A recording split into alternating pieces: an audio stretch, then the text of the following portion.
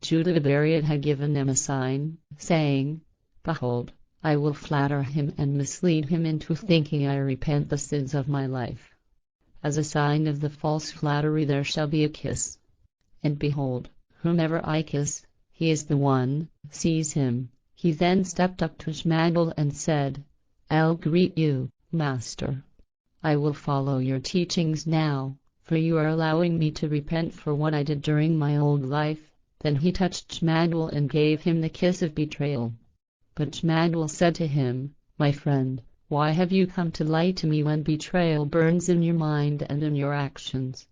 The henchmen then came up to Jmmanuel, put their hands on him and seized him.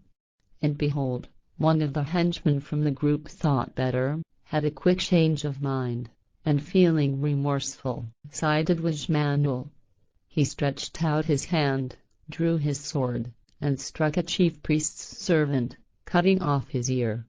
Then Jmmanuel said to the man, "Put back your sword into its sheath, because anyone taking a sword without being in danger will perish by the sword. Or do you think that I could not have fled before your group arrived? But how could I fulfill my destiny had I done so?" And the man turned away and wept, then fled and was never seen again. Thereupon Jmmanuel said to the henchmen, "You came here with swords and poles to capture me as though I were a murderer. How easy it would have been for you to capture me in the city as I sat there in the temple, teaching daily. Yet you did not seize me. You hypocrites! You were no doubt afraid of the people, therefore you now come to me like thieves so you can throw me into prison in darkness, out of the sight of the people. Truly, I say to you, darkness will become light, and everyone will speak of your deed for which you will be denounced for all time to come." But then Simeon, the Pharisee, raised his voice and said, "How foolish your talk is and so full of lies. Why should we fear the people? You have taught the people falsely, despised our laws and called them lies. So for this you must now suffer. You thought we would not capture you and bring you to trial, but you were mistaken. One of those who was with you was not of your mind and has betrayed you for 30 pieces of silver, namely, Judas Iscariot." Jmmanuel answered, saying, "Truly, I say to you, for a long time you may succeed in accusing Judas Iscariot as my betrayer before the people, but the truth will come out and be known by all people throughout the entire world, namely, that my betrayer is not Judas Iscariot but is your son, Judah Iscariot, who bears the name of his father, the Pharisee." Simeon Iscariot, the Pharisee, was furious, stepped up and struck Jmmanuel in the face with his fist because he was afraid of his true words. After this happened, the disciples, fearful and discouraged, turned away from Jmmanuel and fled. Those who had seized Jmmanuel led him to Caiaphas, the high priest, where the scribes, Pharisees, and elders of the people had gathered to pass judgment on him. Jmmanuel before the high council. The chief priests, however, and the high counselors sought false testimony against Jmmanuel so they might put him to death. And even though many false and bribed witnesses appeared, they were unable to find any false testimony. Finally, 2 stepped forward and said, "He has said that God is not creation, but simply a man like you and me.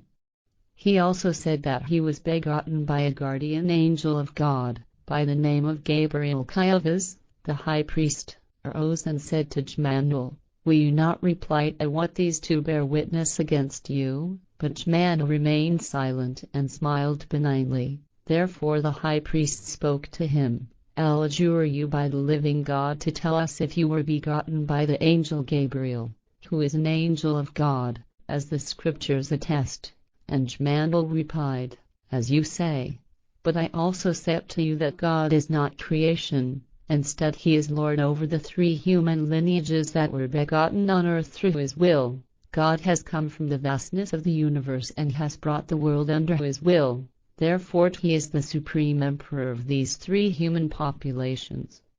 One of them is here in this country, which you have deprived of its rights and subjugated. Another is in the east as far as the land of India, and the third is in the north from the land of the king with horns to the sea where icy mountains drift in the water.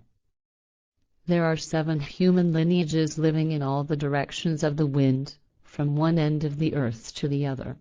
God is Lord over them also, although they serve other gods who also are not of this earth. If you consider God to be creation, you are mistaken and commit a sacrilege against the truth. Just as you are human like I am, so God is human, except that in spirit and consciousness He's very much more advanced than the human lineages procreated by Him. God and His celestial sons are other human lineages who have come from the stars out of the depths of space in their machines of metal. Creation stands immeasurably higher than God and His celestial sons, who are the guardian angels. Creation alone is the incalculable mystery that begets life and, thus, stands immeasurably far above God and indeed all life. Recognize the truth of this teaching, so that you may attain knowledge and wisdom in truth. Thereupon Caiaphas, the high priest, rent his clothes and spoke with rage. He has blasphemed God, the Creator. Why should we need further testimony against him? Behold, now you have heard his blasphemy for yourselves. What punishment do you think he deserves? They answered, saying, He deserves death. Then they beat him with their fists and spat in his face. And some of them struck him from behind and said, Prophesy, you great king of wisdom and son of a celestial son, who is it that's beating you? Peter had followed Jmmanuel and the group, and hid among the people looking through the doors and windows. Thus, he saw what was being done to Jmmanuel. Then a maid approached him and said, Aren't you one of the disciples of this Jmmanuel from Galilee? The denial by Peter. When Peter was asked by the maid, he denied it and said, What kind of nonsense do you accuse me of? I don't know what you're talking about. But because of the maid's question, he was afraid and wanted to escape from the place, for he feared for his life. As he walked out the door, behold, another woman saw him and told the people, This man was together with a blasphemer from Nazareth.